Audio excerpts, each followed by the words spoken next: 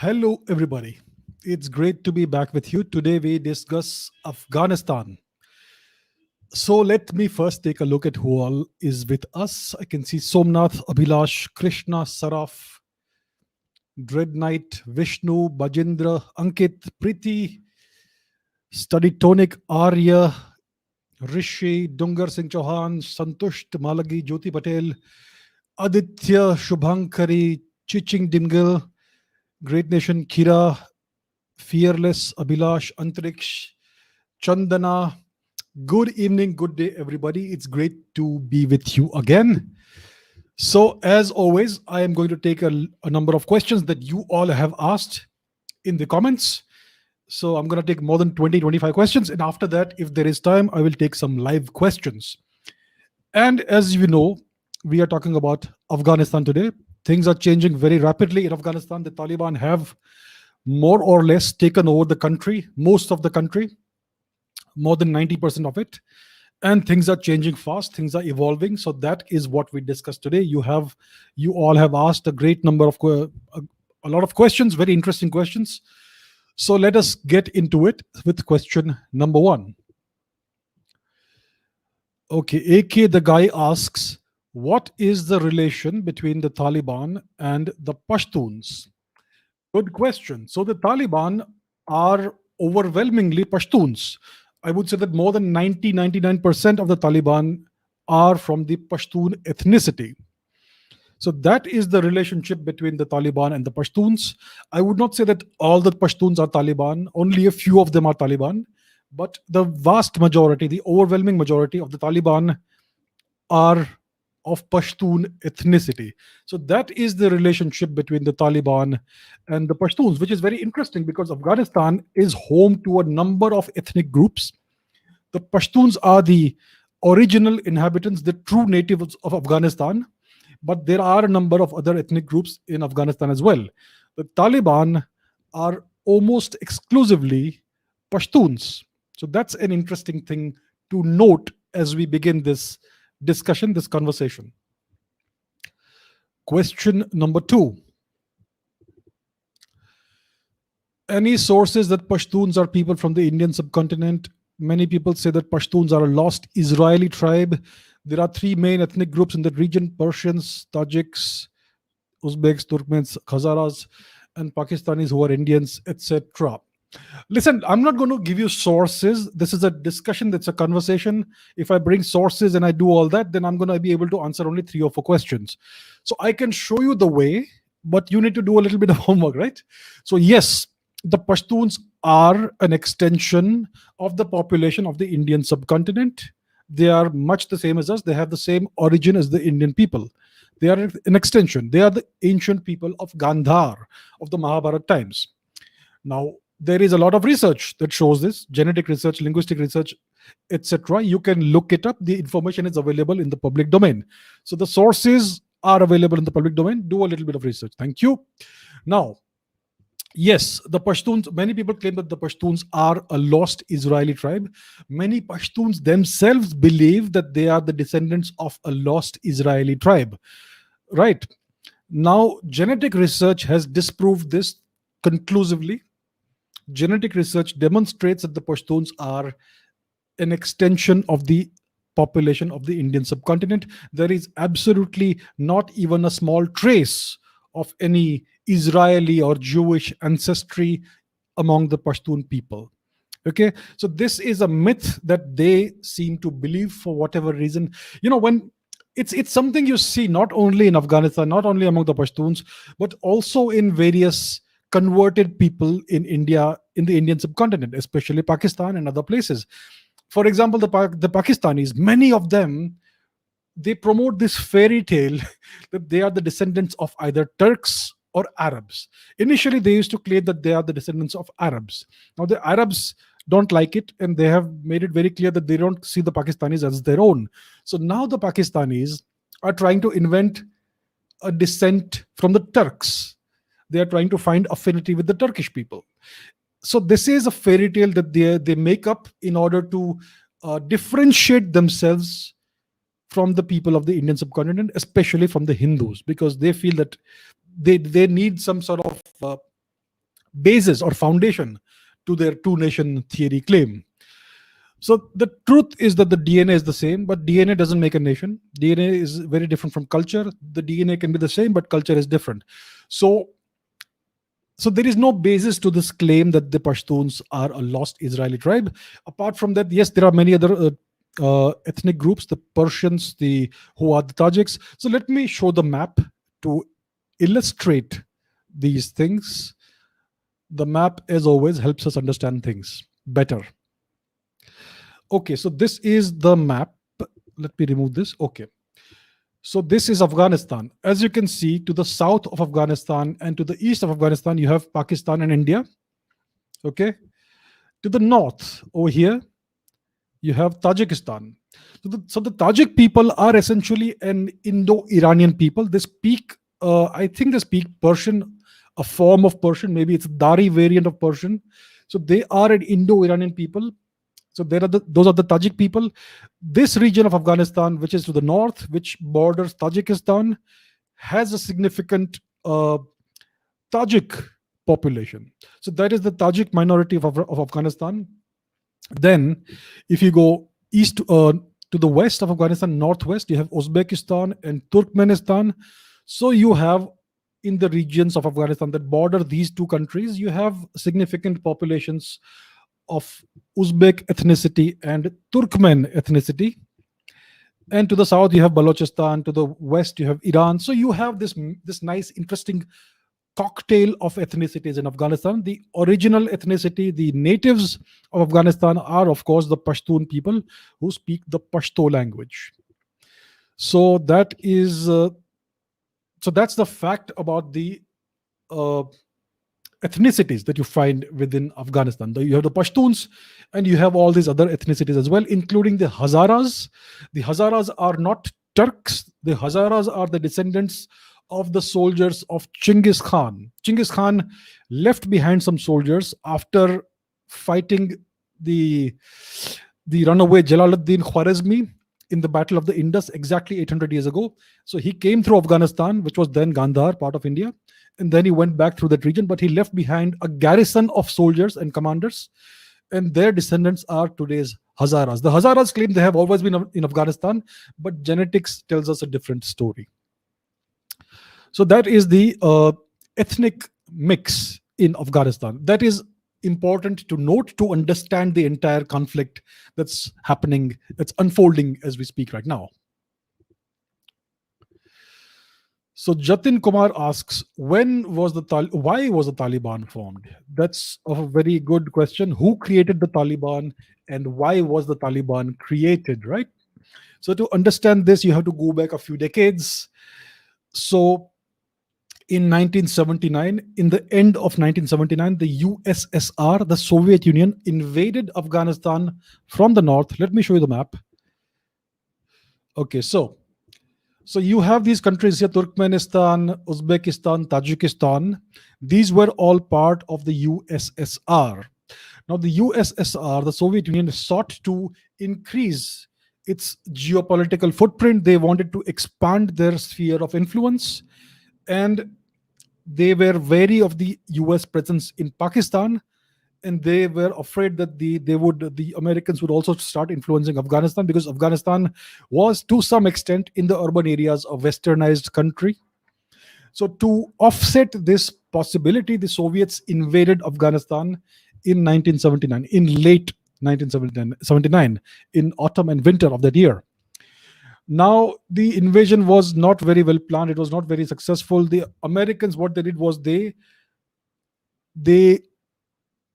basically they helped Pakistan. They gave aid in the form of money, millions and millions of dollars, and in the form of weaponry, and they encouraged Pakistan, they assisted Pakistan in creating these terrorist outfits called the Mujahideens. One would not call them terrorists at that point in time because their purpose was to fight off the invading Soviet Union.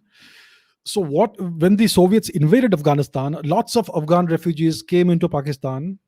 At that time, the dictator of Pakistan was Zia ul Haq, and he had Islamized Pakistan thoroughly. By the time, he had changed the education system, he had promoted thousands of madrasas and all. These Afghan students who came into to Pakistan as refugees, they studied in these madrasas, and these madrasas were the recruiting grounds for all these mujahideens.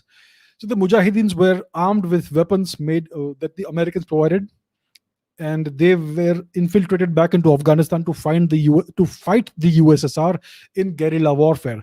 So this guerrilla warfare went on for nearly a decade, and it was a war of attrition. It was exhausting for the Soviets because the Pakistanis kept on pushing in arms, ammunition, supplies, and Mujahideen fighters through the porous northern borders. And the Soviets just could not cope with it because the Pakistanis had an unlimited amount of supplies and support from the US. So there was a proxy war in Afghanistan, which eventually the Pakistanis or the US won. The Soviets retreated out of Afghanistan within a decade's time. Now, what happened was that these Mujahideen fighters, they suddenly found themselves fighting each other, and what the Pakistanis did was that they redirected many of these foreign fighters into Kashmir, and that was the genesis of the Kashmir terrorism. 1989, the Indian government was very weak at the time. It looks like they did not do much to prevent it. Now, this is what happened in the 1990s. The Northern Alliance and various other factions of the Mujahideen had formed a government in Afghanistan, in Kabul. Burhanuddin Rabbani was the president. Then you had Sigbatullah Mujadidi and various other warlords who vied amongst each other for influence. Now, the Pakistanis, they have a long term objective. Their objective, their great dream is to one day wage a great war with India, reclaim Kashmir, and destroy India, Islamize India. That is their great dream. That is Pakistan's great dream. And they hatched this plan to use Afghanistan as a recruiting ground for their long dreamed of war with India. So they decided to use Afghanistan as their strategic backyard, and they created this outfit called the Taliban. They recruited the Taliban fighters from the madrasas. There are thousands of madrasas in Pakistan, and the students there are called talibs in the Arabic language. So the plural of talib is Taliban. So these were the Taliban fighters that the Pakistanis recruited from the madrasas, and many of these leaders were the mujahideen who had fought against the USSR. They suddenly found themselves out of a job because the only thing they knew was how to fight. So the mujahideen leaders became the leaders of the Taliban, many of them, and these young students who were studying in the madrasas of Pakistan, they became the fighters of the Taliban. And this was a proxy war. The Pakistanis uh, supplied these Taliban fighters with arms, ammunition, weaponry, funds, etc. And very soon in the mid 1990s, the Taliban were able to quickly take over Afghanistan, and they were able to form a government in Kabul there. So this is why the Taliban was formed, and this is how the Taliban was formed. It is a creation of the ISI, the Pakistani ISI. It was a brainchild of uh, one of the directors of the ISI and of Benazir Bhutto. Benazir Bhutto is the one who, along with the ISI, with tacit US understanding and approval, they formed the Taliban to turn Afghanistan into Pakistan's strategic backyard, to give Pakistan strategic depth. Their intention is to one day fight a great war with India and use Afghans as the cannon fodder. That is the reason why the Taliban was formed, and that is how the Taliban was formed. So, because of this Pakistani support, the Taliban was able to take over Afghanistan in the 1990s. I think it was 96, I believe, more or less. And they were able to form a government. It was a brutal regime, as we know, and then many other things happened. But this is why and how the Taliban was formed. It was a creation of the Pakistani government and the ISI, and it had the support and the approval of the United States.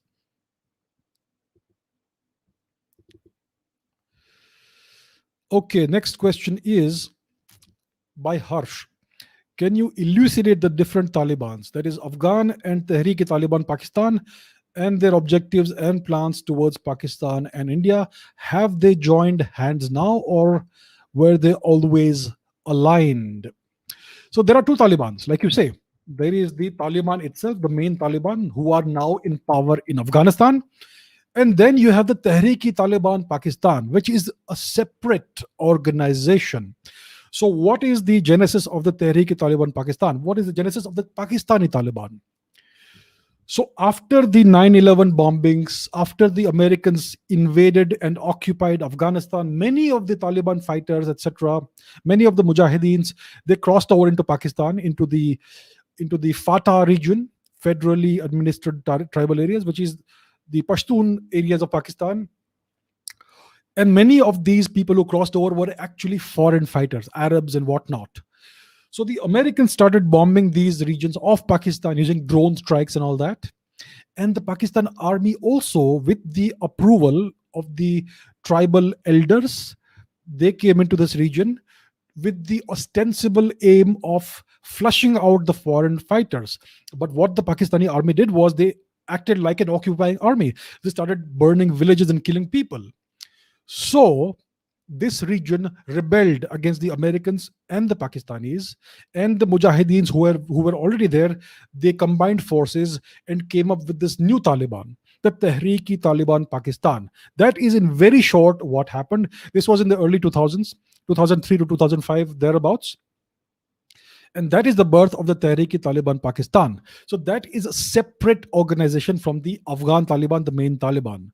The Tehreek-e-Taliban Pakistan is an umbrella organization of a large number of small to medium-sized terrorist outfits and resistance outfits. Their objective is to resist the United States and the Pakistan army both.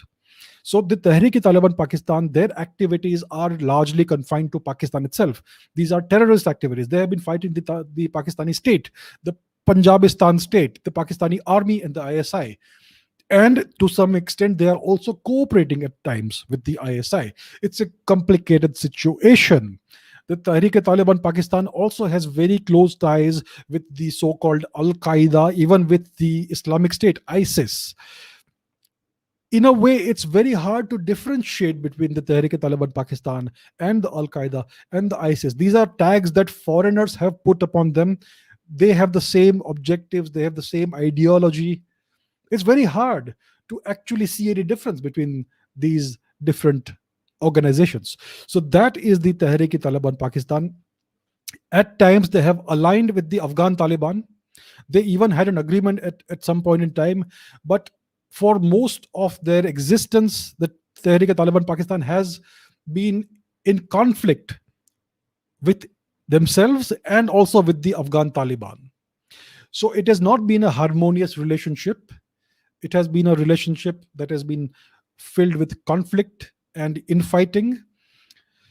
So they were not always aligned, but recently, in the past couple of days, one hears the news that the Pakistani Taliban, the Tehreek-e-Taliban Pakistan, has declared its allegiance to the leadership, to the Taliban leadership in Kabul, which is a very interesting turn of events, my friends. Okay, next question. Dungar Singh Chauhan says, I think it's an irony that the US first created this Taliban group and gave them weapons and whatnot, and then the US trained the Afghan army to counter the Taliban. I want to know what is the sense of this. That's a very good question. So the US did support the Taliban at one point in time. The Taliban, in its previous incarnation, was the Afghan Mujahideen, who were the freedom fighters. If you watch that movie Rambo, Sylvester Stallone, he goes into Afghanistan to aid the Mujahideen and to help them liberate their country from the USSR. So at that time, these guys were the heroes, the Afghan Mujahideen. Then they morphed into the Taliban, and the Americans were perfectly fine with that, right? Isn't it strange? The Americans were perfectly fine with that. And then what happened was 9/11 happened. So what happened was that there was this northern resistance fighter, Northern Alliance warlord called Ahmad Shah Massoud, who was an ethnic Tajik. He was from the Panjshir Valley. So he was resisting the Taliban. The Taliban in 2001 assassinated him with a suicide bombing. And 2 days after Ahmad Shah Massoud's assassination, you had 9/11, the 9/11 terrorist attacks in the United States, in New York. And as far as we know, to the best of our knowledge, it was all done by Osama bin Laden, who was one of the chiefs, one of the leaders of the Afghan Mujahideen that were fighting the USSR. So it was done by Osama bin Laden, who was in Afghanistan, who was under the shelter, under the protection of the Afghan Taliban. The Americans ordered the Taliban to hand over Osama bin Laden. The Taliban refused. They said that he is under our protection. We have a code of ethics and honor. We will not give up a person who is our guest and who is under our shelter. In response, the Americans invaded and occupied Afghanistan. They defeated the Taliban, supposedly. What happened was that the Taliban moved again into Pakistan, into the tribal areas of Pakistan, and they sat there and waited out the time. So they were basically biding their time for a very long time, for more than a decade. Many of them were killed, many of them were destroyed, but the leadership, etc., and many of the fighters, they crossed back into Pakistan. And as you know, the Americans were doing drone strikes and all that over there, and that's led to the creation of the Tehrik-e-Taliban Pakistan. So the Americans first did support the Taliban. They supported the Afghan Mujahideen, then the Taliban. They knew what was happening in Kashmir. They knew that the Pakistanis were routing all these terrorists into Kashmir to destabilize India and to make India bleed. The Americans knew what was happening. And when India complained about this, they said that this is your internal law and order problem. You are unable to take care of law and order. It is not terrorism, it is law and order. That's what the Americans would keep repeating. So they knew what was happening. And they supported it. The reason for this is very simple. In the 1990s and early 2000s, the US was still in its post-Cold War high. They had won the Cold War. They had ensured the disintegration of the Soviet Union, and they were the only remaining superpower in the world. And India had dared to declare itself a nuclear power in 1998, I think. India did 5 nuclear tests and it declared itself a nuclear power. That was unacceptable to the US. How dare this little country try and rise up to our level? And that's why the Americans allowed and encouraged the Pakistanis to conduct these terrorist operations in India, in Kashmir and other places. And that is why they allowed the formation of the Taliban, and they basically turned a blind eye towards that, or a benevolent eye towards the activities of Pakistan. Pakistan was a US ally. Pakistan was a US puppet, so to say. It was an instrument of the US, and they wanted to teach India a lesson. And that's why they encouraged the Pakistani activities of creating these terrorist outfits, a number of terrorist outfits in Kashmir, and the Taliban itself, which took over Afghanistan. So the US was fine with that. But after 9/11 happened, they had to placate their their domestic population, the US public, and that's why they had to they had to punish the guys who did this terrorist attack. So that's why they invaded Afghanistan and occupied Afghanistan. And then the Taliban were the bad guys because they refused to hand over Osama bin Laden. So with the help of Pakistan, by using Pakistan as a staging base, they invaded Afghanistan. Isn't that interesting? And the Pakistanis, well, what could they do about it? The Americans were the biggest guy in the room. You cannot say no to the US. So the Pakistanis made the best of a bad situation. They helped the US, and they gained a lot from that in the form of bribes, money, military equipment, and all that. So it benefited Pakistan. But they kept the Taliban alive in Pakistan's tribal areas, and the Americans also knew this. So it is strange, it is ironic, but it is not strange and ironic. It all makes sense if you look at it from the perspective of America's interests. America's interest initially was to get rid of the USSR. It was to prop up Pakistan as a bulwark against India. It was to punish India for becoming a nuclear weapons power. It was to put India in its place, keep it down by bleeding it via Pakistan. But then, when all of this happened, when the 9/11 terrorist attacks happened, then they had to punish the Taliban. So they went into Afghanistan, occupied it, defeated, so to say, the Taliban, but kept the Taliban alive in Pakistan so as to keep the Pakistani generals on their side. And then, over time, as things evolved, as we saw the emergence of China as a serious competitor to the US, as a contender for the superpower position, that's when the Americans slowly started turning towards India. They realized that the only power in Asia that can offset China, that can counterbalance China, is India. And that's why slowly, Pakistan became less and less important for the Americans. India became more important, and that's why their policies changed. And that's what we have been witnessing over the past decade or so. So the Americans propped up the Afghan army, they propped up an Afghan government, they held elections in Afghanistan, they armed the Afghan army to fight the Taliban, but they also kept the Taliban alive. So that is the extremely complicated mess that is Afghanistan. But it makes sense if you look at it from the prism of geopolitics and from the prism of America's interests. The main actor in this entire mess is the United States of America. The secondary actor is Pakistan. India is an observer, and thus far other nations have been observers, but now things are changing fast. Okay, Dungar Singh Chauhan again. What is the source of income of the Taliban? Do you think they'll be able to sustain themselves economically? So, as long as the Taliban were outlaws, as long as they were fighting the US, and as long as they were fighting the Afghan army and the government, their main source, they had a number of sources of income, of revenue.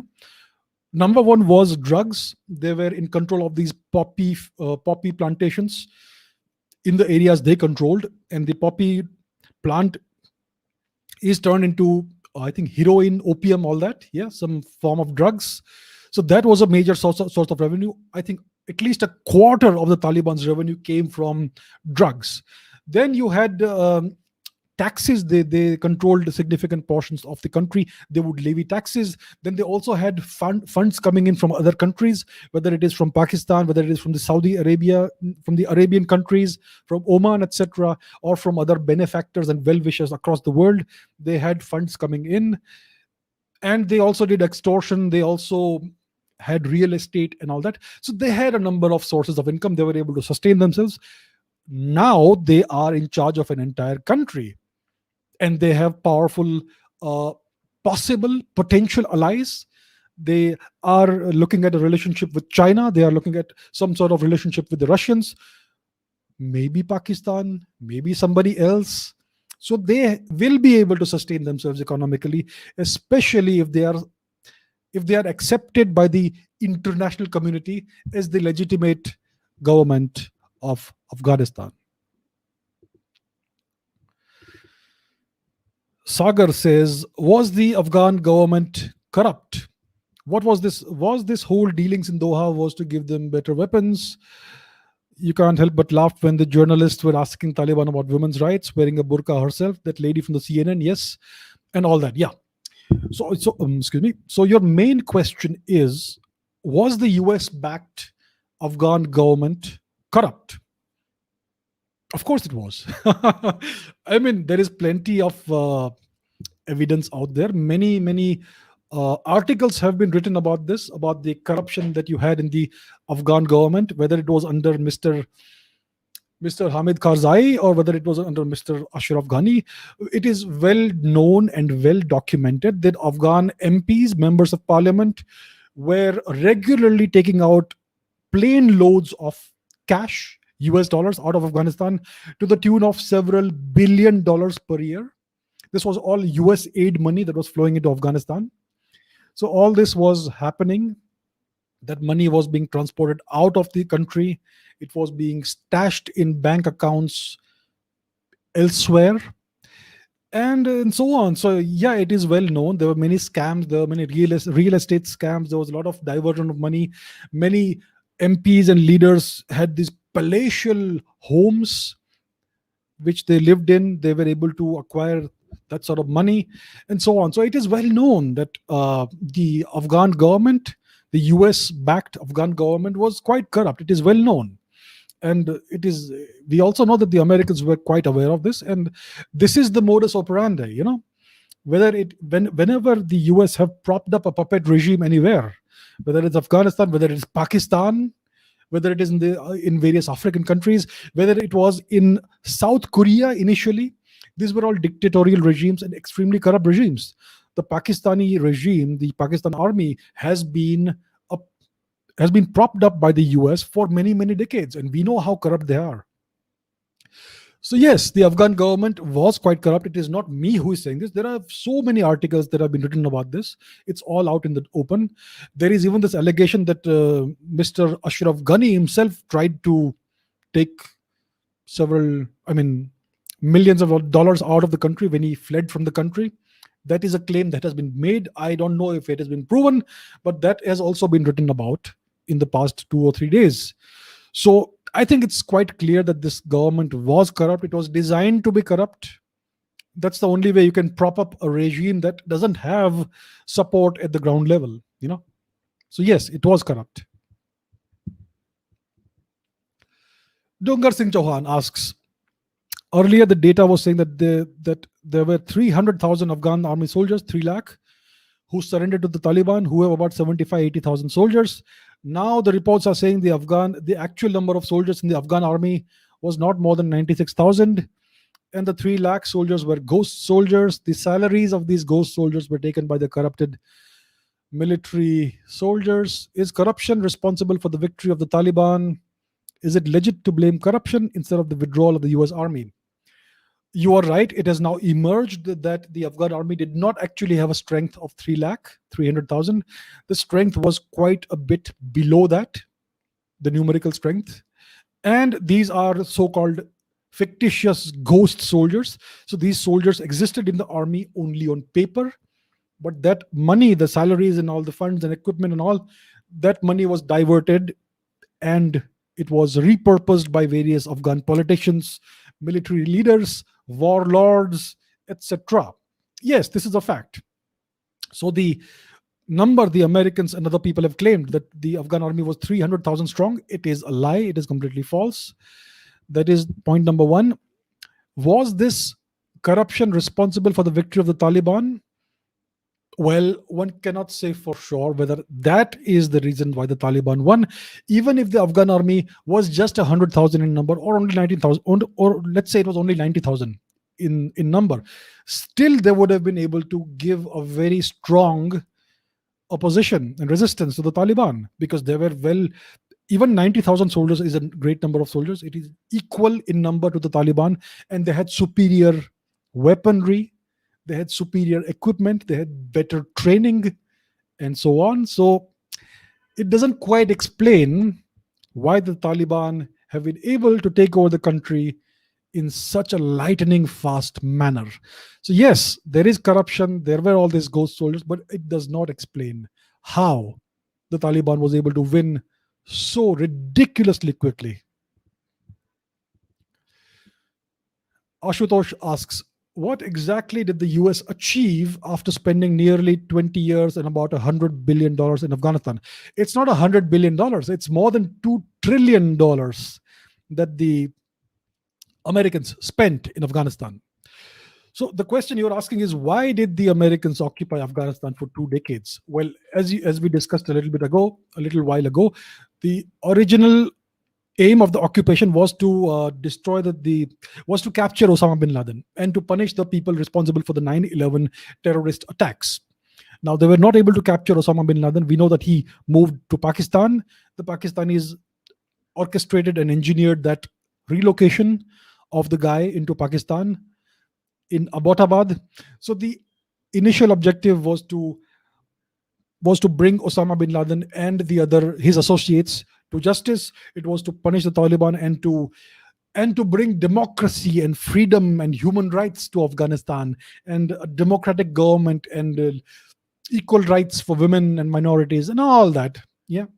So they were able to do that for 20 years. They spent more than $2 trillion there.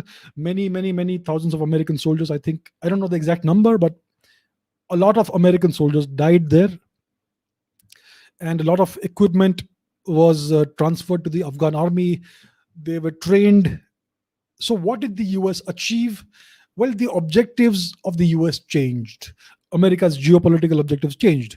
Initially, they wanted to punish Osama bin Laden and the Taliban, and they also were very much anti India when this entire operation started. In the early 2000s, the Americans were very much anti-India and pro-Pakistan. By the time the Americans left, they did not care about Pakistan. They needed India as of today, they need India as a counterweight to China. So the entire geopolitical equations have changed. So they achieved their initial objective of defeating the Taliban, and eventually they were able to kill Osama bin Laden. So that was the objective they wanted to achieve. The secondary objective was to democratize Afghanistan and have a Western style government. They achieved that also to some extent for some time.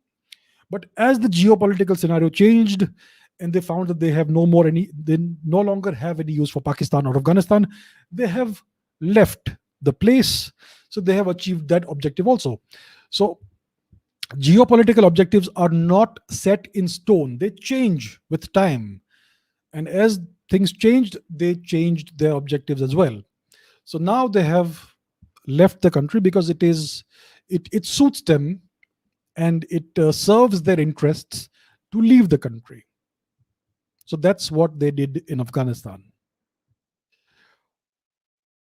Nishant asks, uh, has the US really failed in the Afghan scenario, or is the US playing another stroke in this stage of geopolitics to counter China as it did against Russia in the 1990s? Yeah. So your main question is what is basically essentially that is the US withdrawal a trap for China? So many commentators have written about this, spoken about this, that Afghanistan has traditionally been considered to be the graveyard of empires, starting from the British. They have always, whoever has tried to invade Afghanistan has lost. It is not entirely correct. The Turks were able to invade, conquer, occupy Afghanistan, and to change the entire demographics and culture and religion of Afghanistan. So they were able to win. They were able to succeed in that objective. But when it comes to Western powers, they have always lost. The British lost. The Americans have lost now. And the American calculation possibly is that they want to now embroil China in a hopeless cause. And they are hoping, and they will perhaps engineer a scenario in which the Chinese get bogged down, just in the same way that the USSR got bogged down in this country. And in the long run, they may be hoping that China will also suffer a catastrophic outcome in a manner that is similar to what the USSR had to face. So that is a possible scenario. It is a possibility. Many geopolitical commentators have commented about this. So I agree that this is a possibility. Rakesh asks, why did the US leave a major part of its arsenal and military vehicles in Afghanistan? Was this huge ammunition dump really for the Afghan soldiers or for the US? Or has the US made secret internal ties with the Taliban and so on? The question you're asking is, why did the US leave such a great deal of military equipment in Afghanistan? Well, if you ask this to the Americans, they will say that this was left behind for the Afghan army. so that they could counter the Taliban and put up an effective resistance and prevent the Taliban from taking the country over. So, this is the answer the Americans will give us. But as we know, this well trained Afghan army somehow evaporated into thin air, and the Taliban took over the country with astonishing speed. They were saying that it will take them 30 days or 90 days to reach Kabul. It took them 3 days to reach Kabul and take over Kabul. So, what's happened has baffled people. What happened to the Afghan army? Where did they go? And of course, the Taliban have been able to capture all of this military equipment, billions of dollars of military equipment, vehicles, Black Hawk helicopters, drones, and much, much more. All the facilities like the Bagram Air Base and other air bases, other military facilities, the Taliban have taken everything over wholesale, intact. So it is quite strange and perplexing that the Americans did this. Many of these weapons and supplies were actually being used by American soldiers who were there in Afghanistan, and they have withdrawn from there. So, if those equipments and all that were being used only by Americans, why were they not taken back? So, this is a question that is currently unanswered, and the Americans are not answering that question. So it does seem that there could be some sort of secret understanding, and there is some kind of geopolitical game that is being played at several levels. Who are the principal actors in this geopolitical game needs to be deciphered. But yes, it is quite strange that so much weaponry, so much equipment has just fallen into the lap of the Taliban. Like it's a gift from heaven. It is quite strange indeed. Was there any tacit understanding between the Afghan National Army and the Taliban? Because the way they surrendered in front of the Taliban, despite having all the resources. And who is Gulbuddin Hekmatyar? So what you're asking is, did the Taliban and the Afghan army have a secret agreement or some kind of understanding? Well, we cannot rule that possibility out because the Afghan army did not put up any kind of a resistance. Even if the Afghan army was just 90,000 strong, they could have held the Taliban back for months and months with all the equipment, the training, the ammunition they had. So there were some token battles. It seems like there were some show battles, people firing in the air, making noise for some time, an hour or two, and then everything is over and the Taliban moves on. It also appears that many of the Afghan army soldiers may actually have moved on and switched sides and become part of the Taliban regime. It is very much possible. It is true that the Taliban have been targeting some of the commanders of the Afghan army, the forces. That is true. With unfortunate reports have come out in the public domain of these incidents happening, but the rank and file Afghan soldiers who were part of the Afghan army, well, where are they today? That is the big question. So it does look very much like there was an understanding between the Afghan army, especially the Pashtun elements in the Afghan army. There is a sizable population, a sizable segment of the Afghan army who are Pashtuns. There seems that there was some kind of agreement between the Taliban and the Afghan army to allow the Taliban to take over very quickly, because there is no other way to explain the rapidity with which the Taliban have taken over the country after the Americans left. It's happened in a blink of an eye. So clearly there was some kind of understanding between the Afghan army and the Taliban. And we are seeing the results of that. Who is Gulbuddin Hekmatyar? He is one of the Afghan warlords. He was part of the fighting in the 1990s. He was part of the pre-Taliban government in Afghanistan, post-Najibullah government, the Northern Alliance, etc. government. And he is a very significant political player in Afghanistan. He is a Pashtun, ethnic Pashtun. He is a warlord. He has his own private personal militia. And that is what gives him political legitimacy. Because like Mao Zedong said, political power flows from the barrel of a gun, and nowhere do you see it more acutely than in Afghanistan. Chetan asks, did the Afghan army was the Afghan army so weak that they did not have the confidence to fight the Taliban? And do Afghan people like to follow Sharia? So I've answered the first question already. The second question is, do the Afghan people desire Sharia law? Now, recently there was this Pew survey that was done in Afghanistan, which showed that 99% of the people of Afghanistan desire Sharia law in the country. That is a fact. Yeah, so the people of Afghanistan do desire the imposition of Sharia law. 99% of the respondents were in favor of Sharia law. And the Afghan government, the US backed Afghan government, did not believe in the Sharia law. The Taliban believes in the Sharia law. That is the only law they follow. So that tells you something about the sentiment among the majority of the Afghan people today. It also, to some extent, explains how the Taliban have been able to capture the country so quickly.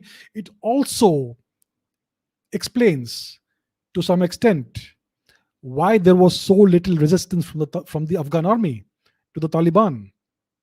It also explains, to some extent, why many of the Afghan army soldiers may have now become part of the Taliban. The thing is this, see, my friends, it is impossible, it is futile to impose a foreign culture upon a population that does not want it.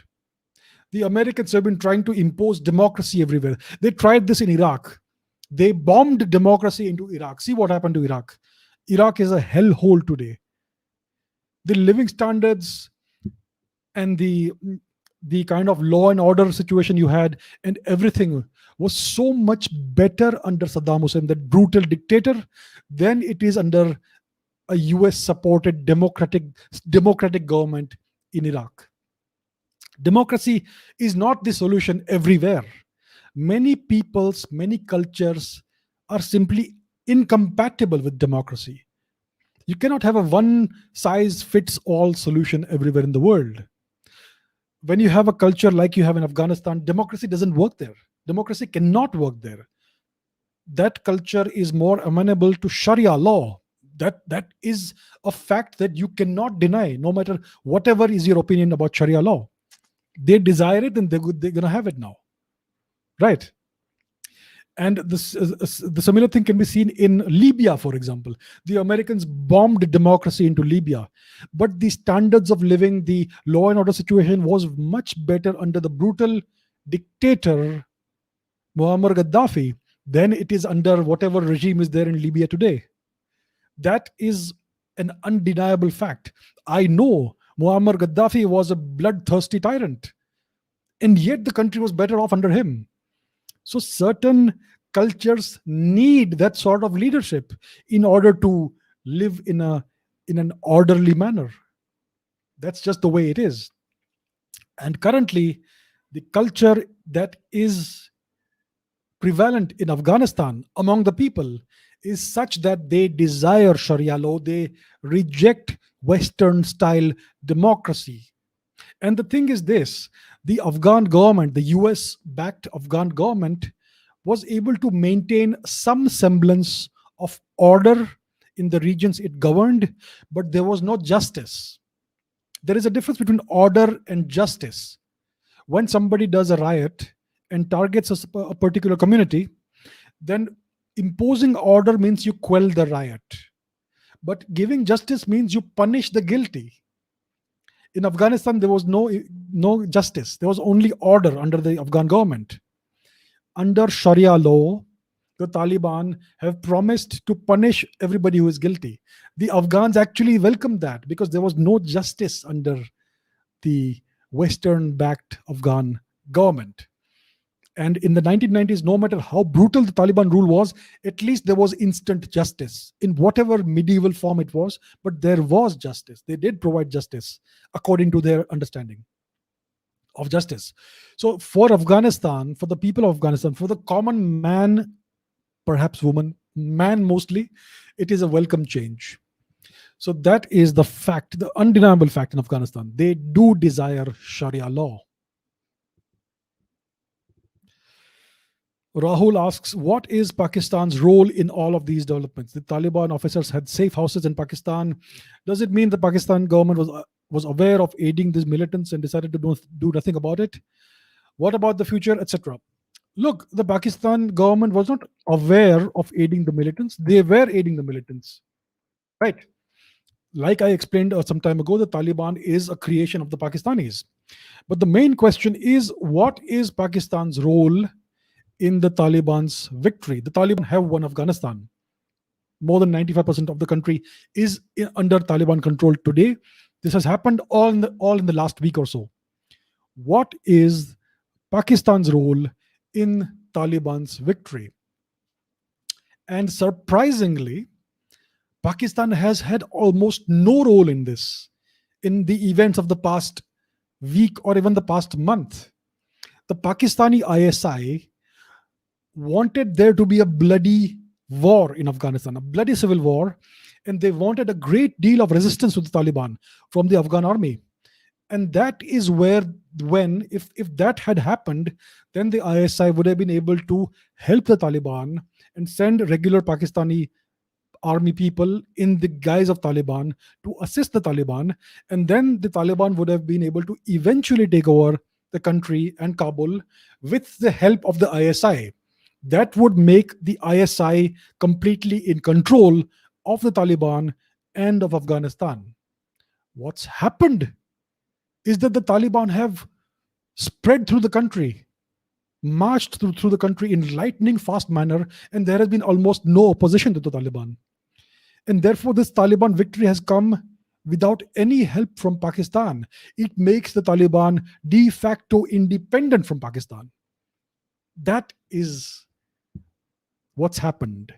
So as of today, the Pakistani ISI is stunned at what's happened. They have all of a sudden, overnight, lost control of the Taliban. And the question is, who is controlling the Taliban today? That is the big question. What understandings does the Taliban have with which geopolitical players? That is the big question. But what is clear is that the Pakistan ISI is no longer in any kind of significant control of the Taliban today. Atharva asks, can we expect any change in governance from the Taliban? Is this a direct capture of Afghanistan by Pakistan, as Taliban has had a strong hand in the Taliban? So no, this is by no means a capture of Afghanistan by Pakistan. The intention, the objective of the ISI in creating the Taliban was to use it to capture Afghanistan and to turn Afghanistan into their strategic backyard. It is the doctrine of strategic depth. But what's happened, the events of the past month, the past week, have completely turned the tables. It is not the Pakistanis who have captured Afghanistan. It is the Taliban as an independent entity, which looks like an independent entity, which has captured Afghanistan. So that's what's happened. Any change in governance from the Taliban? Well, the Taliban this time around, they promise to be more. They seem to be promising to be more reasonable than the last time, than the 1990s. They are holding press conferences. They are making the right noises. They are saying the right words. We will allow women to study. We will allow girls to study. We will not stop women from moving around as long as they wear that whatever dress that is. Whatever it is called, etc. So they are making the right noises, they're giving this right signals, but it is also emerging that they are engaging in various reprisals and they are killing their enemies, etc., in various parts of the country, far away from Kabul, far away from the cameras. So that is of course happening. So I would not expect a great deal of change in the way the Taliban will govern the country. They will seek to impose very quickly law and order, Sharia law in the country. So that will be a big change from what was happening earlier. but the level of brutality might not change very significantly. Sonia asks, is the UN doing anything to help Afghanistan? And do you think there will be an exodus of Afghan refugees to India? What is the UN, United Nations, doing in Afghanistan? The UN is uninvolved in Afghanistan. The UN is doing absolutely nothing in Afghanistan. Isn't it the duty and the entire purpose of the UN to help people who are in need, to prevent wars from happening, and to mediate in these conflicts? It is the very reason for the existence of the United Nations. And yet, the UN is entirely and completely uninvolved in Afghanistan. They may have been making some pronouncements. They may have been tweeting about something about Afghanistan, but it's just words. It's like Gandhi saying, I am against partition, but not actually doing anything against partition. Words are meaningless unless they are backed up with actions. So the UN is doing nothing in Afghanistan. Like I have said many times in the past, any multilateral organization exists to serve the interests of its most powerful members. And the most powerful members in the UN are currently the US and to some extent China. So the US wants to withdraw from Afghanistan. The US wants these events to play out as they are happening right now. So the UN is essentially allowing it to happen. The UN is a tool in the US toolbox. Will there be an exodus of Afghan refugees to India? Well, it can't happen unless there is a direct land connection between India and Afghanistan. On the map, we have a border with Afghanistan, but that part of our territory is currently occupied illegally by Pakistan. So if there is to be a refugee influx into India from Afghanistan, it will only be possible if it happens through Pakistan occupied Kashmir and Gilgit-Baltistan. I don't think the Pakistanis will allow this. So I don't see any exodus of Afghan refugees into India unless it is with the agreement of the Indian government and the Taliban, in which case they could come by air. So recently there have been a few flights coming from Kabul to India with the approval of the Taliban, in which several Afghan MPs, members of parliament, came into India. They reached Delhi and they will be given accommodation somewhere in Delhi, I suppose. So that is also happening only because the Taliban has agreed to it. There is some sort of understanding between India and the Taliban as to allowing these Afghans into India.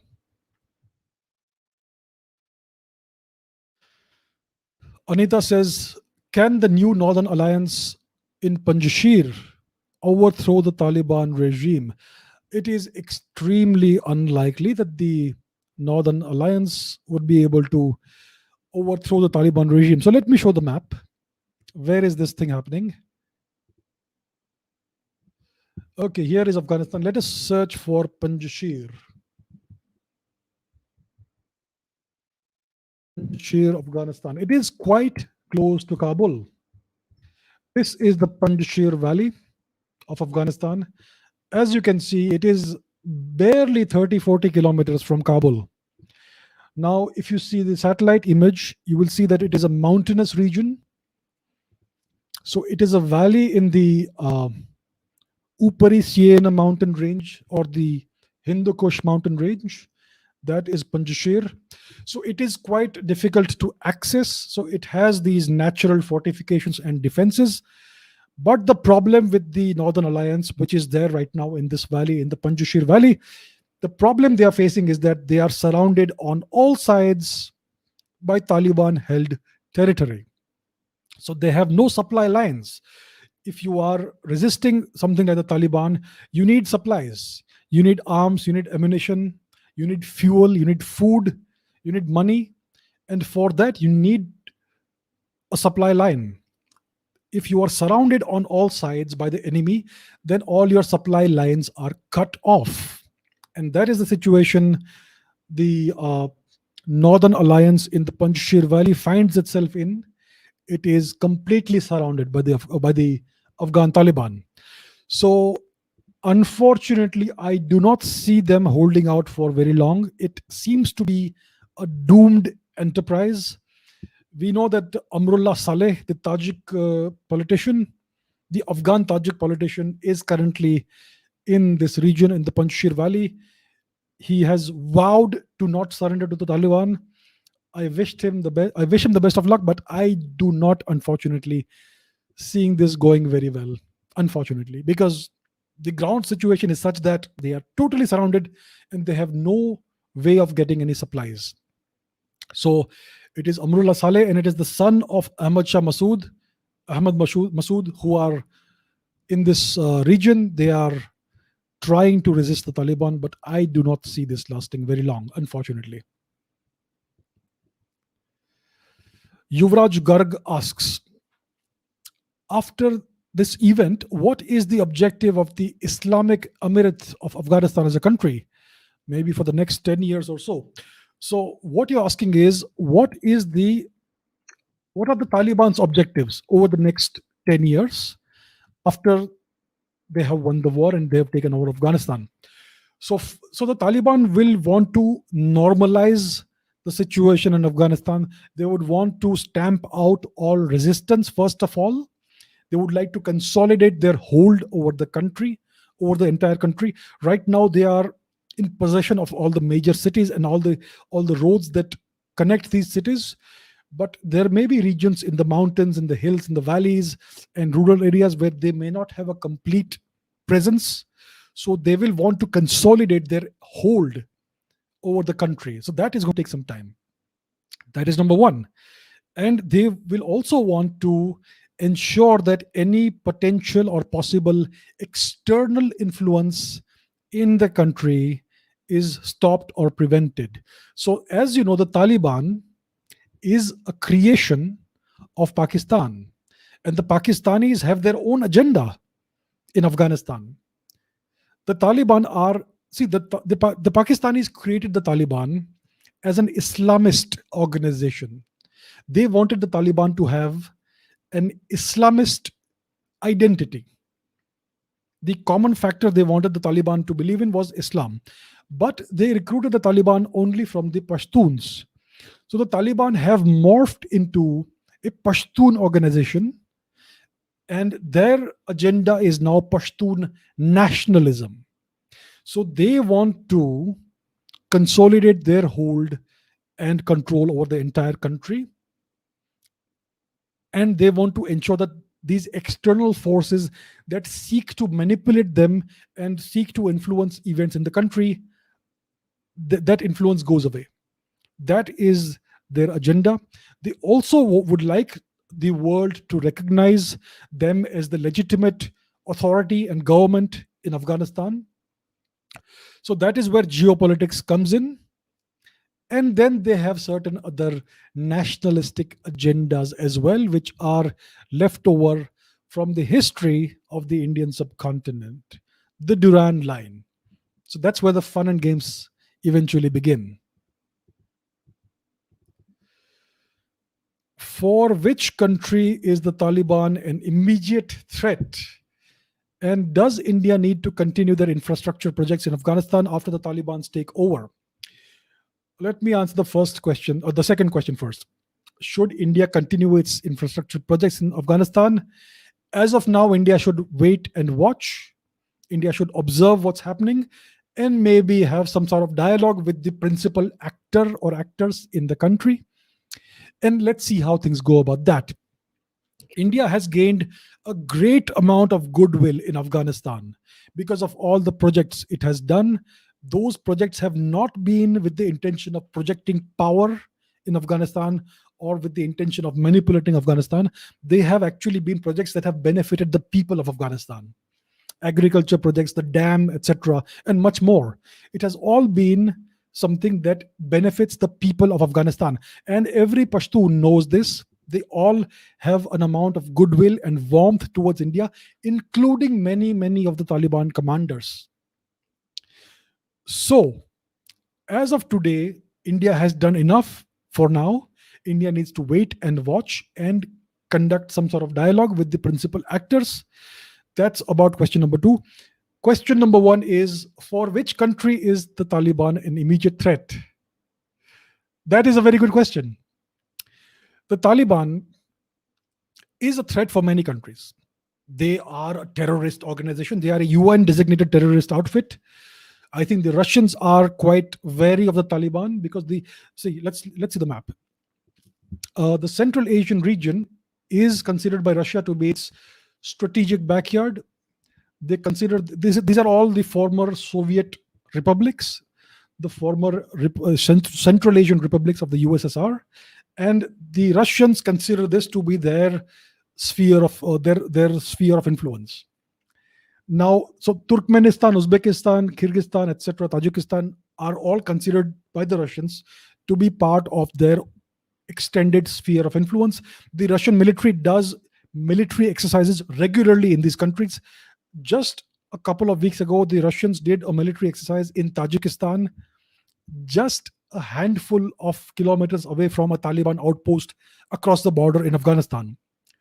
So the Russians are quite wary about a potential spillover of Taliban activities or influence into the Central Asian region, which they have a great amount of interest in. That's number one. Number two, the Chinese are also very worried that the Xinjiang region of China could witness a spillover of the Taliban influence, and that could lead to another upsurge in separatist activities in Xinjiang. As we know, this Xinjiang region is actually East Turkestan. It is occupied by China. The natives of this region are the Uyghurs, and we know what the Chinese have been doing with the Uyghurs.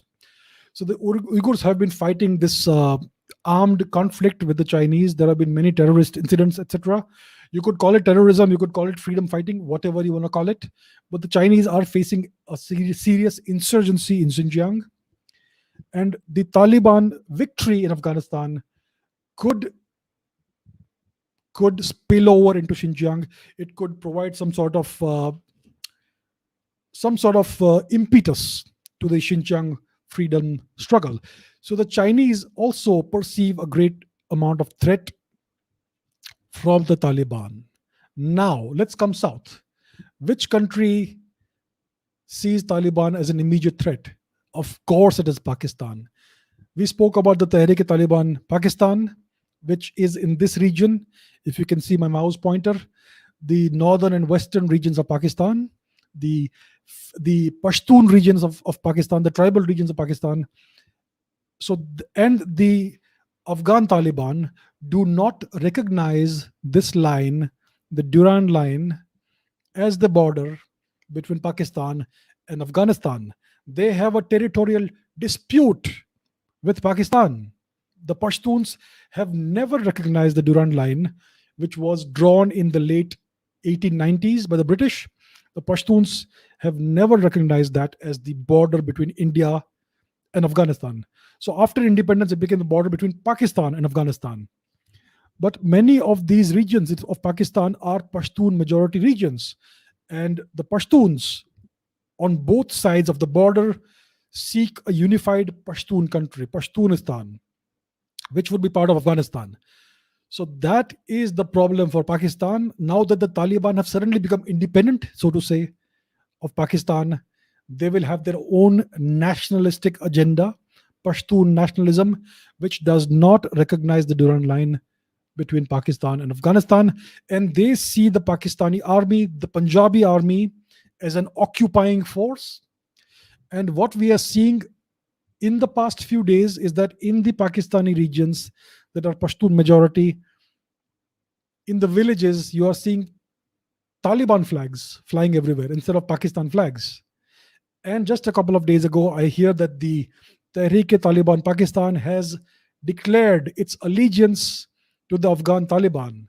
So this could quickly become a significant separatist movement in Pakistan. And that is why the Taliban is an immediate, clear, and present threat for Pakistan itself today. That is the reality we are witnessing as of today.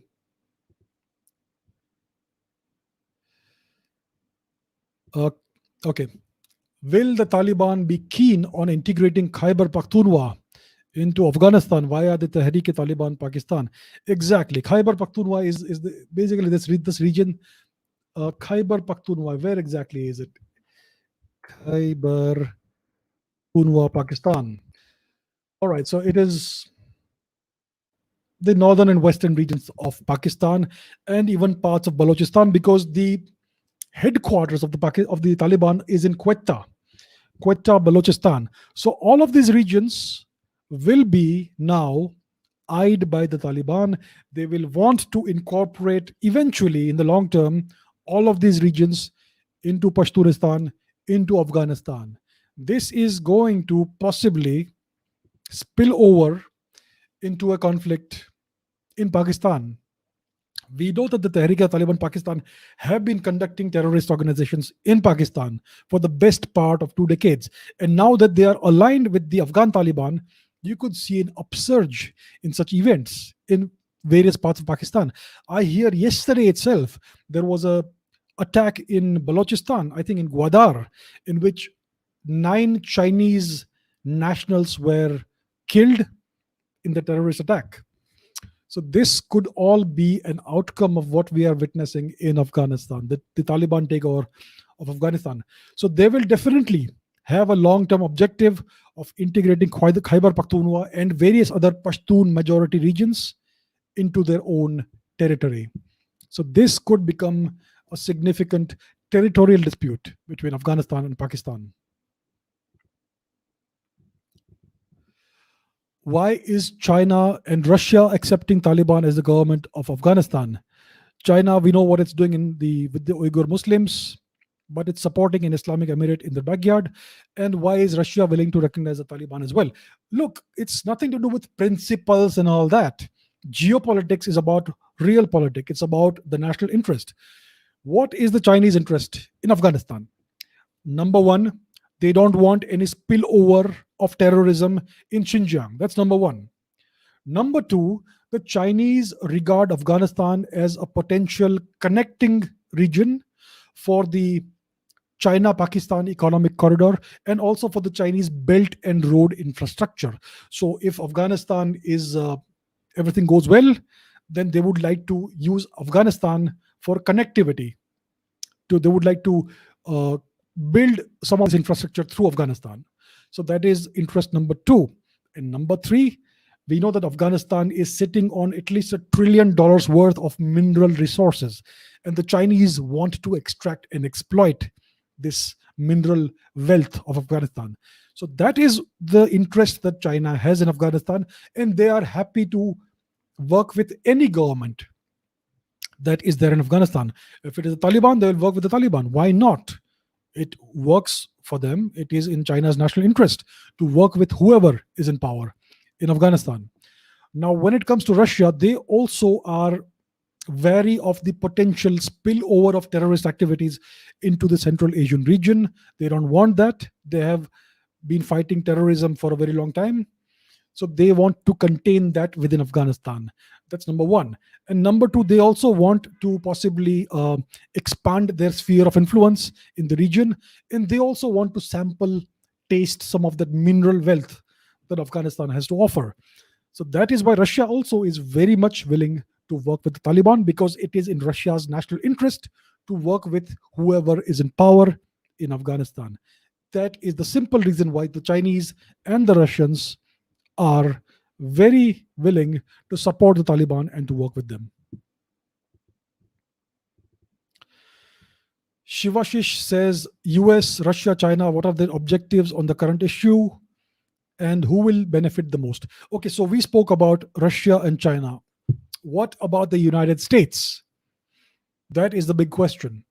Does the US have no more interest in this region? What is the deal with the US? That's the question. They have definitely left Afghanistan. They have withdrawn from there.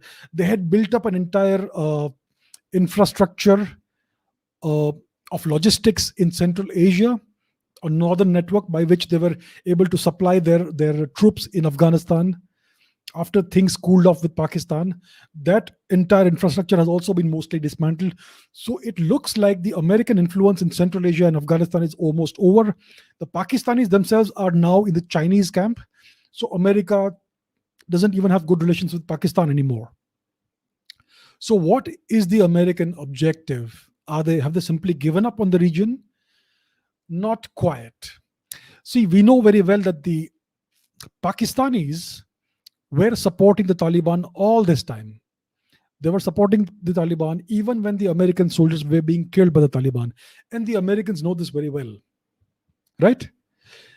So, one of the objectives of the US, see, we know that the US has handed over the country on a platter to the Taliban. The Afghan army, for some reason, has not given any resistance to the Taliban, and all of this equipment has fallen into Taliban hands. So it looks like there has been some sort of agreement between the Americans and the Taliban to hand over the country to the Taliban. And the deal is the Taliban will capture the country so fast that it will become free from Pakistan influence to a great extent. And then, if the Americans recognize the Taliban and they give them legitimacy, then the Taliban will become strong in their command over Afghanistan. And then maybe they want the Chinese to get embroiled in this and suffer a setback. But I think the main objective of the Americans is to punish the Pakistanis for the way they betrayed the Americans over the past 20 years. The Pakistani army and the ISI is personally responsible for the deaths of hundreds, if not thousands, of American soldiers at the hands of the Taliban. I think the Americans want to give it back to the Pakistanis by making the Taliban bleed Pakistan now because of the territorial dispute they have. So, this could be the overall American objective. They want to destabilize Pakistan now as a payback. And the Americans now are in this big competition, big rivalry with the Chinese. So they now need India on their side to offset and counterbalance the Chinese. So maybe India also has some role in this. We know that the Americans have not been targeted by the Taliban. There are still many American nationals there. There are American reporters there. The Taliban are keeping their hands off. They have not touched any American. They have allowed the American military operations, Air Force operations to continue in evacuating people from Kabul airport. They have not interfered in that. The Taliban have also not interfered in any Indian activities. They have allowed Indian citizens to come back to India. They have allowed the Indian Air Force to land in Kabul, take out Indian citizens. So there is clearly something going on. The Taliban seems to have some sort of an understanding with the Americans, with the Indians. Something is going on. Something is cooking. And I think the country that will suffer the most from all of this could very well be Pakistan. It could be the start of something bad for Pakistan. That is the feeling that I get from all this.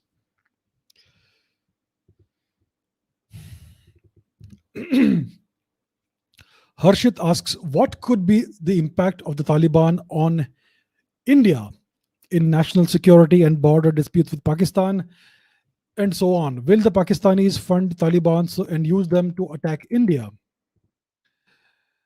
So the question is, does the Taliban pose a threat to India? Will it interfere in some way in Kashmir? I do not see the Taliban posing any threat to India directly. I do not see the Taliban having any desire to interfere in Kashmir. They have already officially stated that they see the Kashmir dispute as a bilateral matter between India and Pakistan.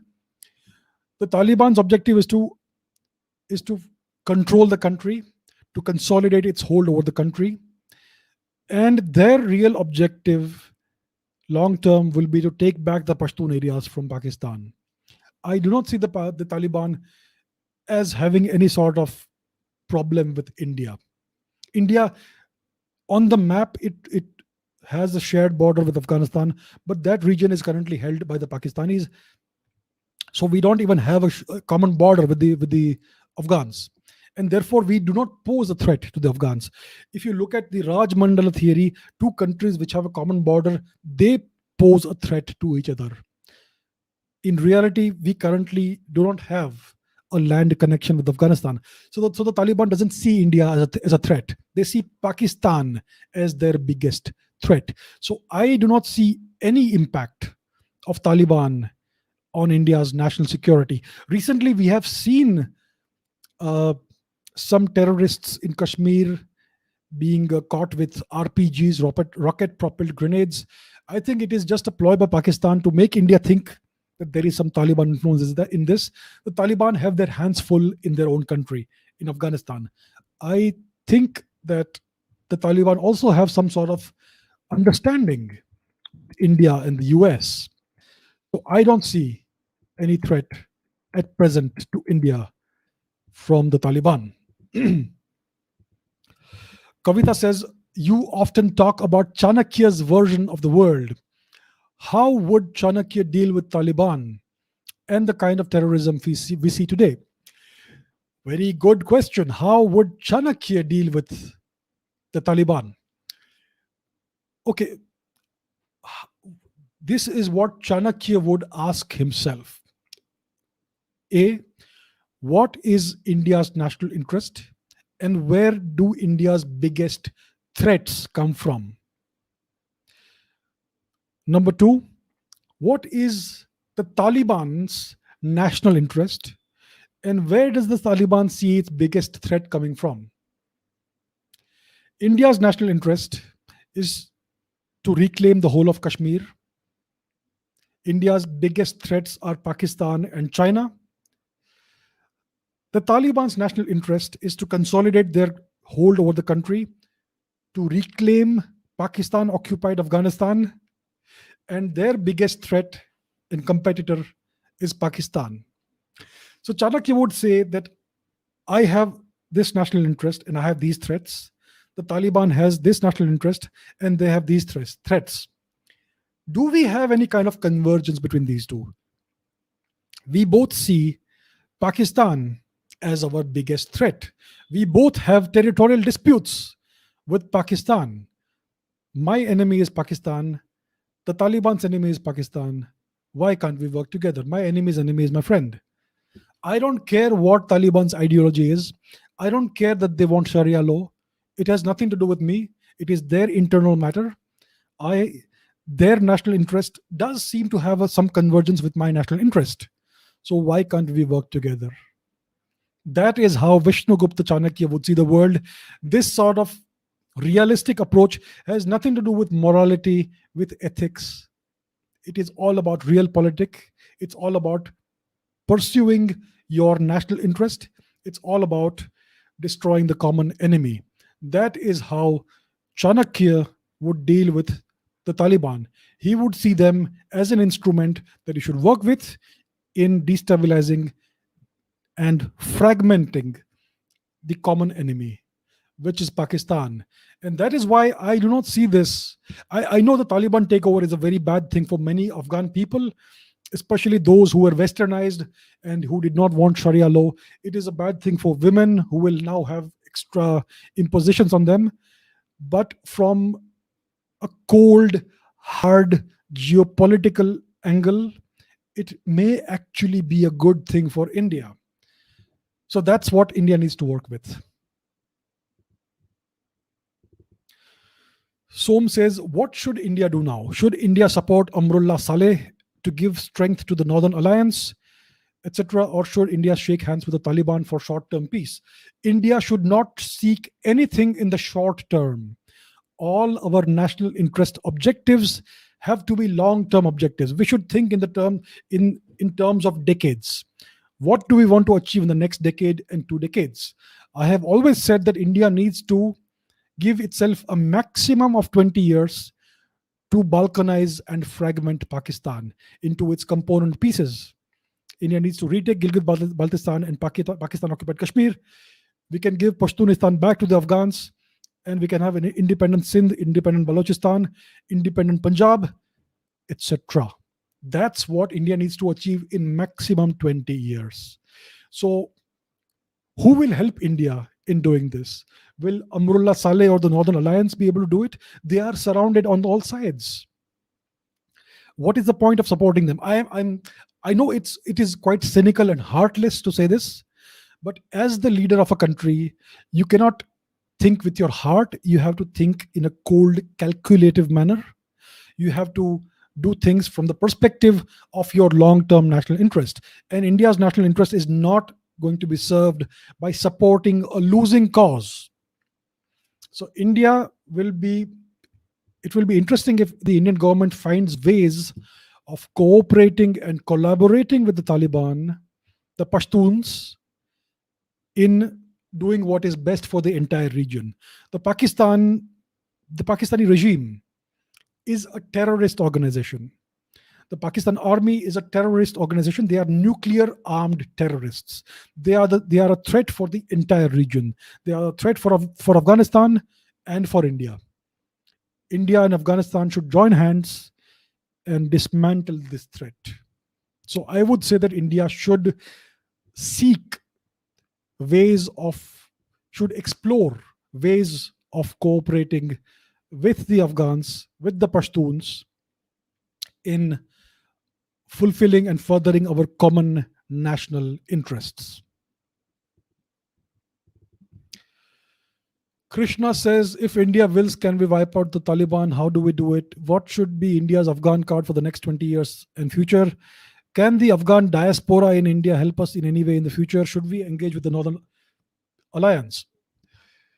For the next 20 years, it is in India's interest to have a peaceful, stable Afghanistan. In the past, Indian prime ministers have said that we want a peaceful, stable Pakistan. People like I.K. Gujral, etc. That is the last thing we need. A peaceful, stable Pakistan is a bigger threat for India. It's a bigger threat for Afghanistan. What India should seek over the next 20 years is a strong, peaceful, stable Afghanistan that is friendly with India. It doesn't matter if the Taliban is ruling Afghanistan. We have excellent relations with Saudi Arabia, where they have Sharia law or Islamic law. We have excellent relations with the UAE, with Qatar, and many other Islamic countries. We can have the same sort of excellent relationship with Afghanistan as well, even if it is under an Islamist regime. I don't see any problem with that. India should seek a strong, stable, peaceful, and friendly Afghanistan over the next 20 years. And the only way of achieving this objective of a strong, peaceful, friendly, and stable Afghanistan is by balkanizing the threat, the common threat to both the countries, which is Pakistan. So that's what India needs to do. Why should we wipe out the Taliban? The Taliban posed no threat to India, none whatsoever. So I don't see any reason why India would want to wipe out or target the Taliban in any way, unless they would be stupid enough to try and interfere in India. I don't think they're stupid people. I think they are very smart people. How can the Afghan diaspora in India help us? No, not at all. Should we engage with the Northern Alliance? I don't think so. The Northern Alliance is not going to last very long, sadly.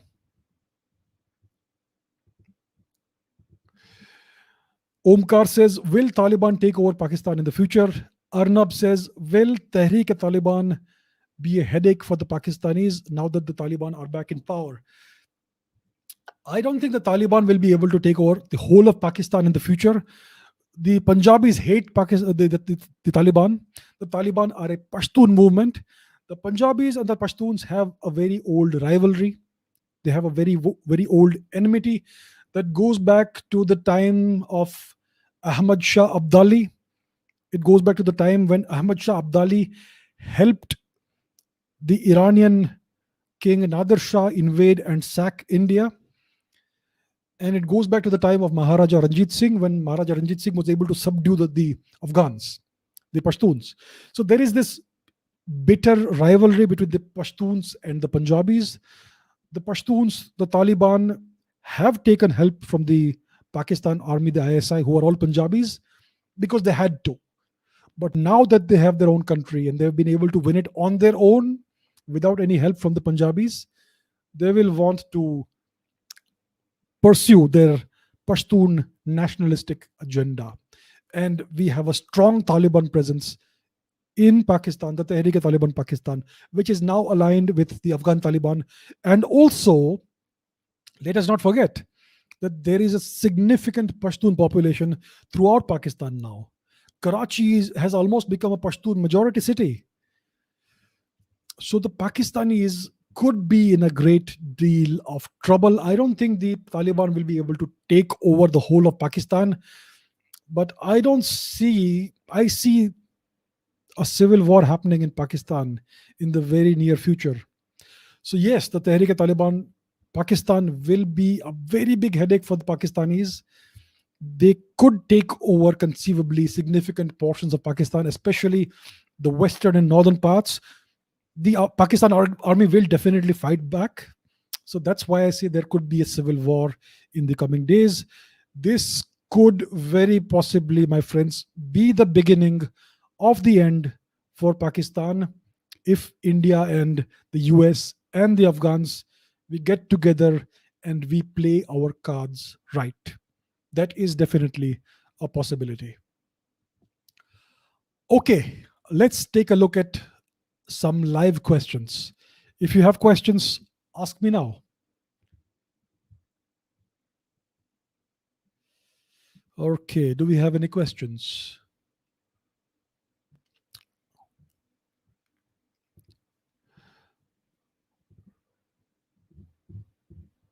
Okay, this is by Alokik Singh.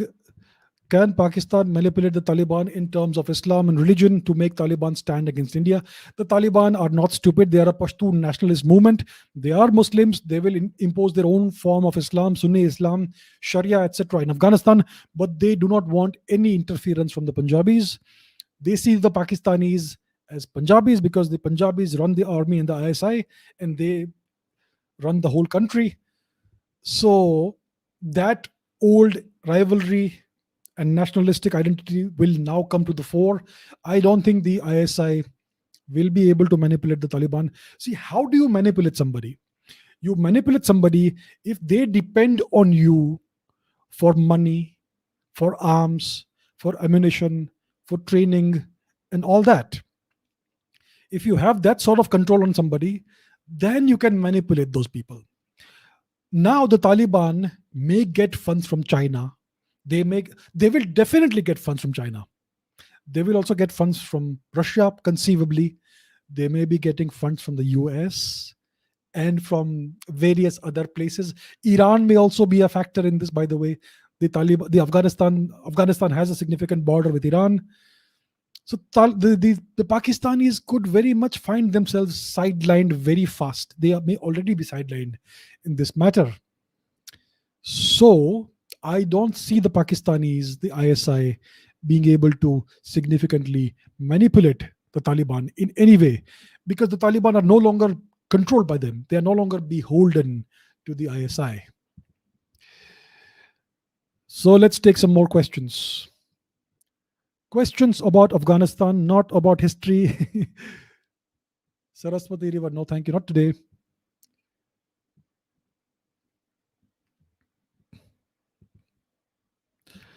Nirjar says, is Taliban backed by America still? America helped ISIS by dropping weapons and vehicles. See, the Americans use various groups like these as temporary tools to achieve their short-term geopolitical objectives. Saddam Hussein was once an agent of the United States. They used Saddam Hussein, this brutal Iraqi dictator, to bleed Iran. And when Saddam Hussein was no longer useful, you know what they did to him. Similarly, they used the Taliban, they used the Afghan Mujahideen, they used various terrorist outfits in the Middle East, in North Africa. The Americans will use any terrorist organization for short periods of time as long as it fulfills their short-term geopolitical objectives. Is the Taliban still backed by the Americans? It is a possibility. They will not admit it, but it is a possibility. If you look at the way things happened, it is definitely a possibility. Okay. What else do we have? Good question by RJ. Do you see the Taliban attacking China for those Muslims in concentration camps in China? The Taliban are very smart people. They are very clear about what their objectives are. Their objective is to consolidate their power in Afghanistan and to further the agenda of the Pashtun national interest. So their main problem is the Pashtun territories that are occupied by Pakistan. That is the main problem they have. They do not seek to enter into a conflict with an enormous country like China, with whom they do have a small shared border via Tibet and Xinjiang. So they do not wish to enter into a new conflict with a country that can conceivably defeat them very easily. So the Taliban will not interfere in Chinese occupied East Turkestan. They will seek to have a peaceful border and good relations with the Chinese. Their bone of contention is Pakistan. The Pakistanis have been bleeding the Pashtuns for decades. The Punjabis have been bleeding the Pashtuns for centuries. That is the blood rivalry they will seek to avenge sooner or later. Maybe sooner if they are helped by external forces. Okay, what else do we have?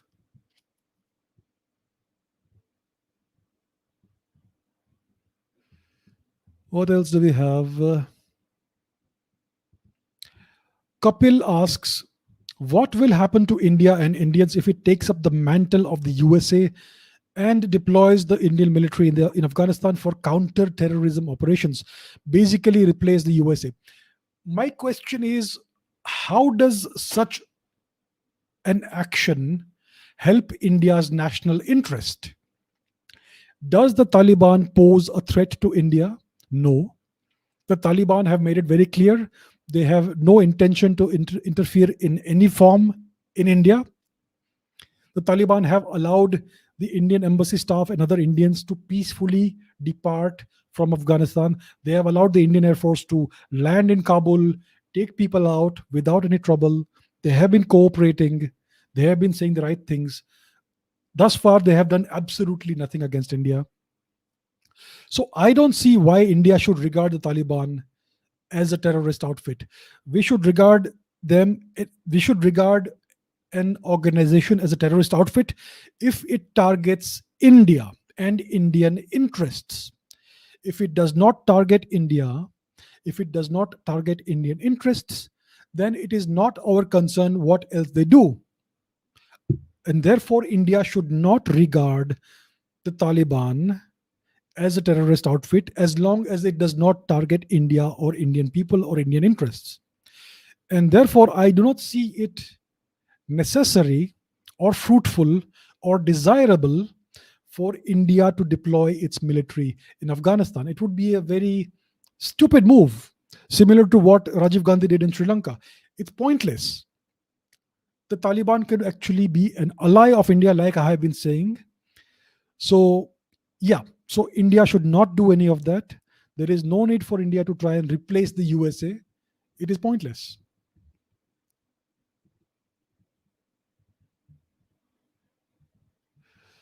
What else do we have?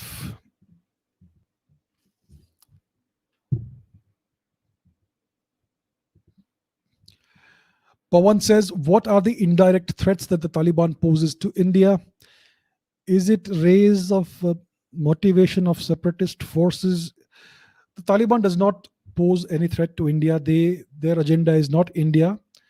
Their agenda is to consolidate their power in their own country. And once they are able to do that, they will want to reclaim their territories from Pakistan. It does not pose a threat to India.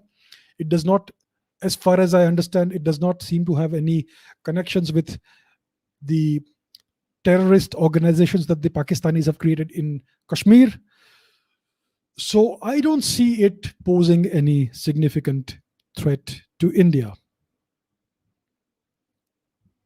as long as India handles the situation properly. So this is a good opportunity for India.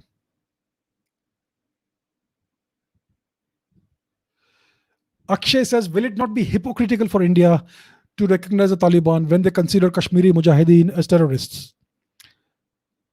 It has nothing to do. It has nothing to do with principles. Politics, geopolitics is replete with hypocrisy. The biggest hypocrites in the world are the Americans and the Chinese. Why should we be left behind? Let us embrace hypocrisy for the sake of the national interest. What is more important? Tell me, please. Is the national interest more important or the way the world sees you? Do you want to look principled and non hypocritical, or do you want to pursue your national interest? What is more important? I don't give two hoots about how India is perceived worldwide. India should prioritize its national interest, even if it looks hypocritical. That's what the Americans have been doing for decades. That's what the Russians have been doing for decades. That's what the Chinese have always done.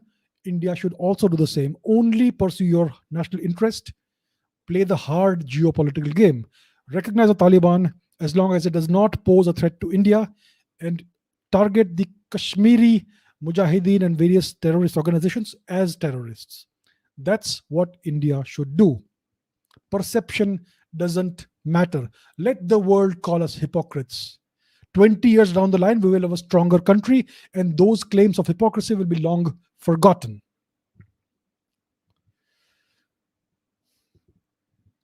Sumit says, will the Taliban survive in Afghanistan? Will it remain stable as the people of Afghanistan do not like the Taliban? I just we know that that 99% of the Afghan population wants Sharia law, and the Ashraf Ghani government did not believe in Sharia law. They did not give Sharia law to the people. It is the Taliban who is giving Sharia law. So what do the people of Afghanistan want? They want the Taliban, my friends.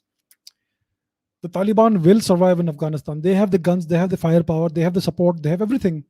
What can the people do? Even if they don't like the Taliban, what can they do? The people of India over the past 1,000 years did not like the Turks, but the Turks were able to stay in India and occupy India until the 17th century. So, even though the people did not like them, even though they were so brutal and barbaric, they were able to occupy India. Now, the Taliban, on the other hand, actually has support among the Pashtun people and among the 99% of Afghans who want Sharia law.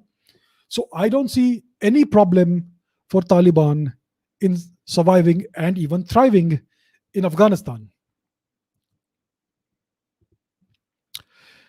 Should India shake hands with the Taliban to solve the POK issue in return for India's support in the United Nations?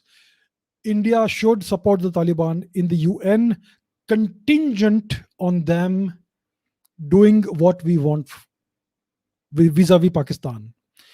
India needs to ensure that Pakistan is balkanized in the next 10 to 20 years.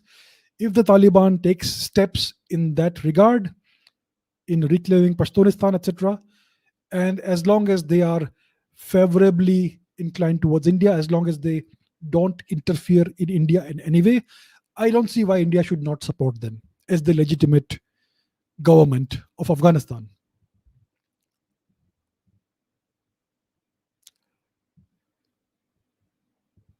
Okay, Harsh says, what is the Chinese role in the overall collapse that was orchestrated? Ghani leaving with the money, Biden denying the possibility of a collapse, etc. Is it all due to Chinese influence? I don't think China has any role thus far in what has happened. Everything that has happened until this point has been orchestrated by the Americans. They were in control of large parts of the country. Their military was in control of significant portions of the country. They have a very powerful air force that can wipe out any Taliban presence if they want. So it was the Americans who were in control of the territory to a large extent of Afghanistan. It is their choice that they have left in the manner that they have. It is their choice that they left behind all this cash all these weapons and everything else to the Taliban. And it seems to have been their choice that the Afghan army allowed the Taliban to take over. So I don't see China as having anything to do with this.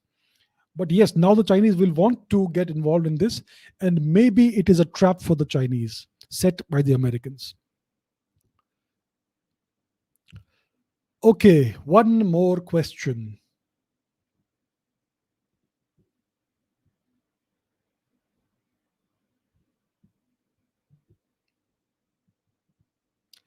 One more question.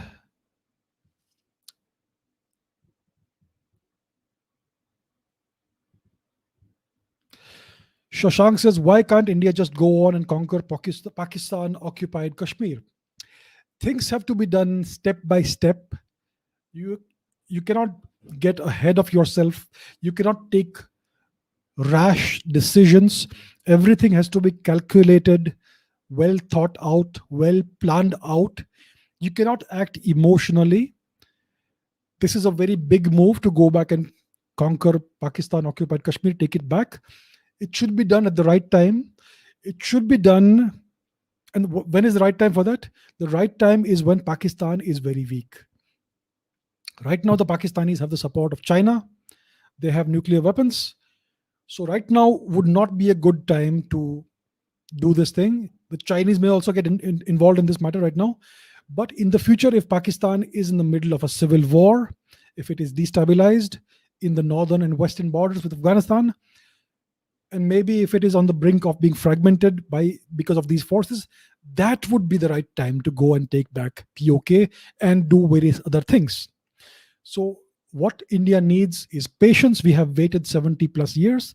Let's wait another 5, 10, 15 years and do the things at the right time when the time is right.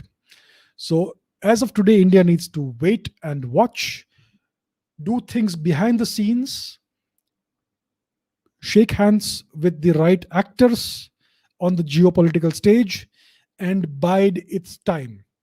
India should give itself a 20-year target of clearing the neighborhood of all the problems, at least on the western border. And this could be the beginning of that. This could very much be the beginning of the end of Pakistan, possibly, if India plays its cards right.